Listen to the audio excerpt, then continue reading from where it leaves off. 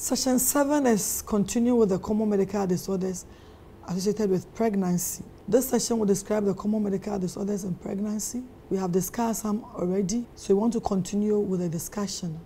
Now I want to talk about women who prior to pregnancy had underlying medical conditions may have the condition being exaggerated, like we said in the previous session. And this session will discuss metabolic and autoimmune conditions that may complicate pregnancy.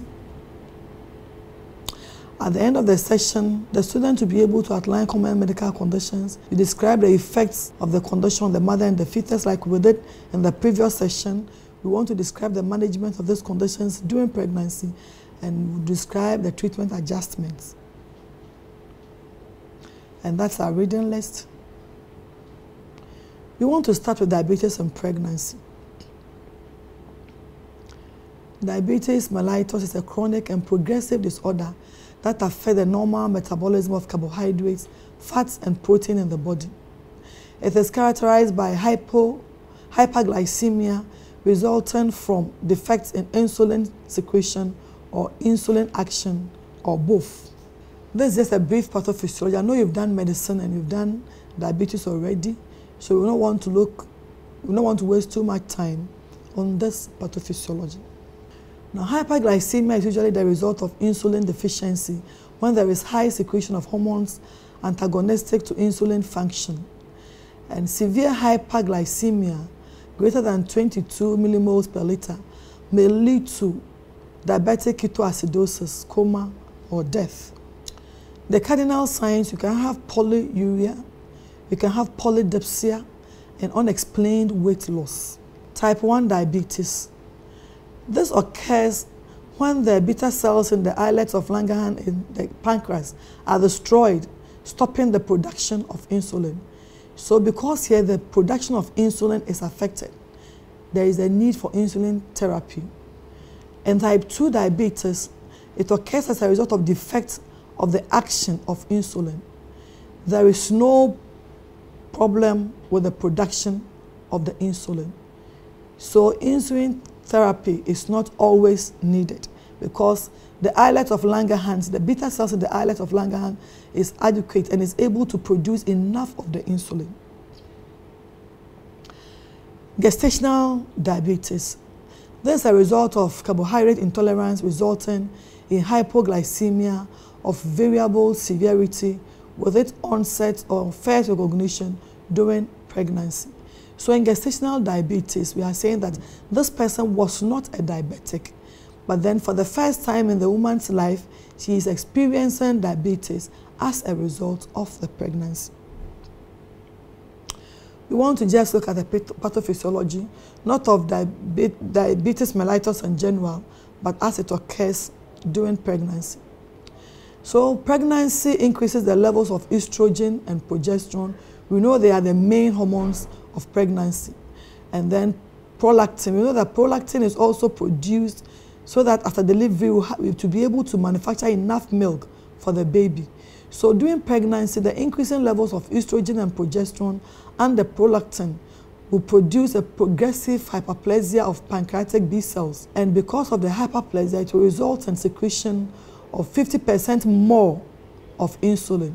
So there is hyperstimulation of the beta cells, and then they are forced to increase the production of the insulin. Now, when they have forced the beta cells to increase insulin production to very high levels, then other hormones also in pregnancy, which are the human placental lactogen and cortisols, they also fight against the glucose being absorbed very fast. And because of that, there is so much glucose, and then this glucose can be found in the mother's blood, and she is diagnosed as having gestational diabetes. Now, this physiology is useful because this physiology enables large quantities of glucose to be taken up by the maternal circulation and transferred through the placenta to the baby. So after they have triggered the beta cells to increase insulin production, they also release other hormones that will also minimize the conversion of the insulin. so that more insulin will always be available in maternal circulation. And that is the only way we can have a lot of glucose being taken to the baby. Gestational diabetes is most likely to emerge when the extra demands on the pancreatic beta cells precipitates glucose intolerance. So if it remains within the normal physiological bounds, then there is no cause to worry. But there are times that there is an extra demand, and this may precipitate what we call glucose intolerance, and diabetes occurs.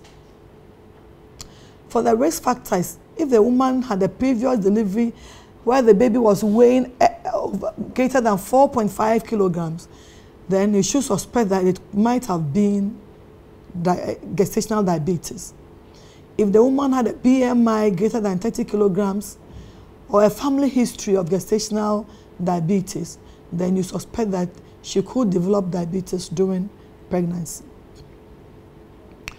To diagnose this condition, you look for the symptoms of excessive thirst, increased urine volume, sudden weight loss.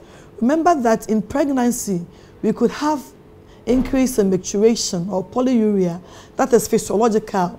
So if it becomes very excessive, then we'll go on to diagnose diabetes. So you should be able to appreciate that this woman, by virtue of pregnancy, weight is pressing on the bladder, so the bladder capacity is reduced. So she will be urinating normally at very short intervals. So you look for other signs like the excessive thirst, like the increased urine volume, and then the sudden weight loss. And remember that the urine too will be lost most of the time at night. Blood glucose check. You can't just use the signs and symptoms. Some women have exaggerated signs of physiological signs of pregnancy, and they may show all the symptoms. So you have to do a blood glucose check, and this will confirm if the mother has the condition or not. So you do random venous plasma glucose concentration test, and then fasting plasma concentration test, and then you can also do a 2-hour plasma concentration test. Remember that in pregnancy, we don't allow these women to fast for very long periods. So most of the time, the random check may help. Or on few occasions, when it is very severe, then they may do the fasting plasma concentration with all the precautions that it deserves. Without symptoms, the diagnosis could be based on a single glucose test, but requires confirmatory plasma venous determination taken on another day. So if the woman comes to the antenatal clinic and you find she has sugar in the blood, you don't just go ahead to diagnose the woman of having diabetes. There is a need for you to take blood sample again and really monitor if it is even diabetes, what is the extent and what the treatment should be. In our management, we talk about pre-conceptual care or interconceptual care. If this woman is a diabetic before she's embarking on pregnancy, there is a need that she controls the diabetes to some tolerable levels before she starts the journey of pregnancy. If not, if she is a diabetic and we are saying that pregnancy could predispose her to developing diabetes, then she could experience very high forms of diabetes. So pre-conceptual care is done before the woman embarks on pregnancy. Now, if she has a child and is going to have another child, then we do what we call the interconception care. So it means that she's had a child. Between that child and another child, she's coming for a special care where we control the glucose levels before she embarks on the new journey. Establishing a good glycemic control is important. Women with type 1 DM will need their insulin therapy reviewed. If she was a diabetic and is now pregnant, they will have to review the treatment because the doses she was taking before pregnancy may not be tolerable during pregnancy.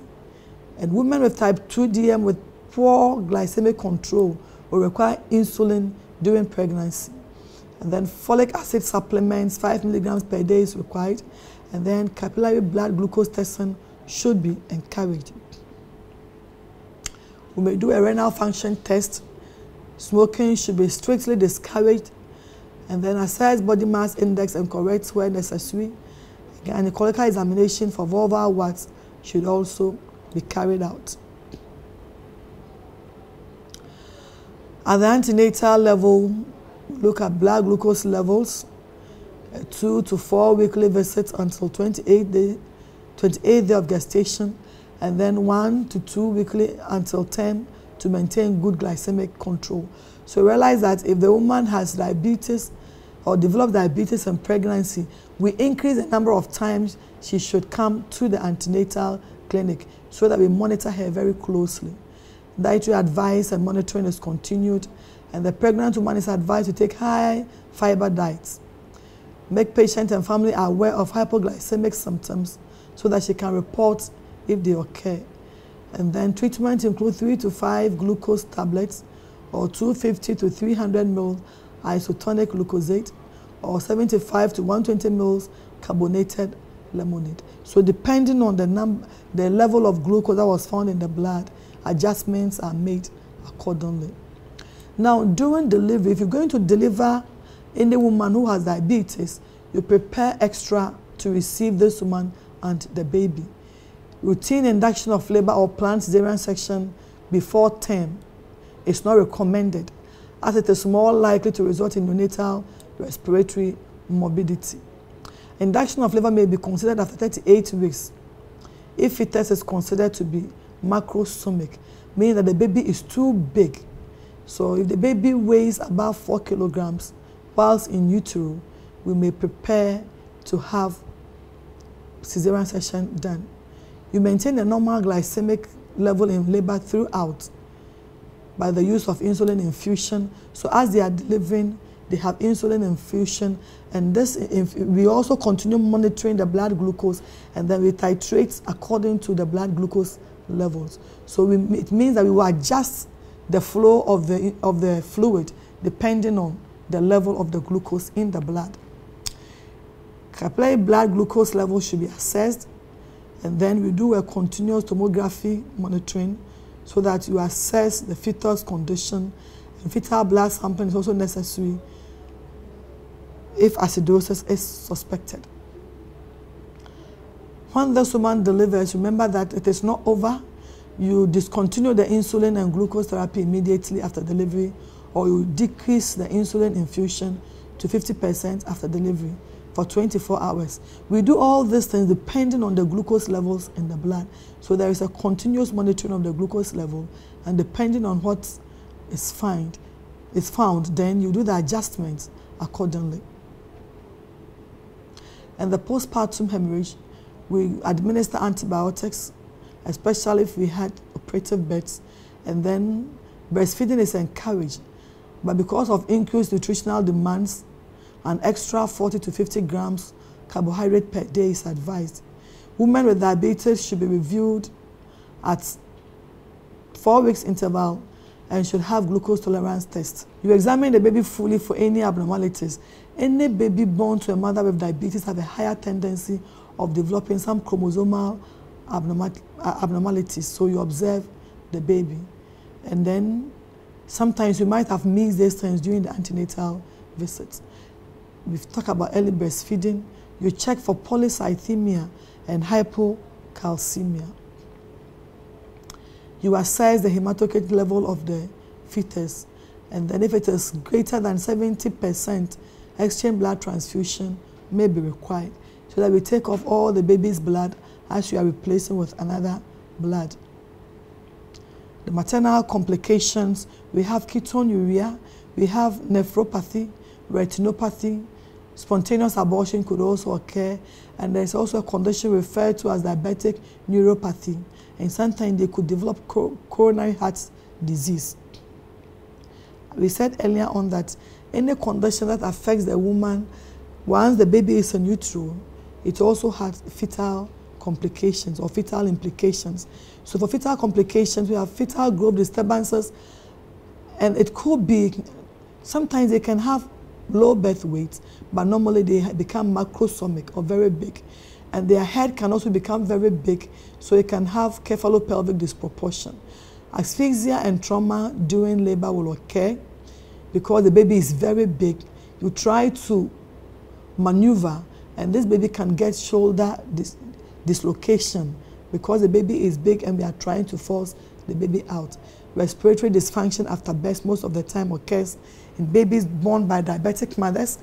You could have cardiac abnormalities. They also have polycythemia, neural tube defects, caudal regression syndrome, and then sometimes you also experience stillbirth. Some of the babies become hypoglycemic just around the time of delivery, and then they are born dead. These are references, and this brings us to the end of medical conditions in pregnancy. I have said earlier on that there are a lot of medical conditions in pregnancy. Every condition that occurs in any other person can also occur in pregnancy, all types of infections, but we just treated the ones that are very common in Ghana.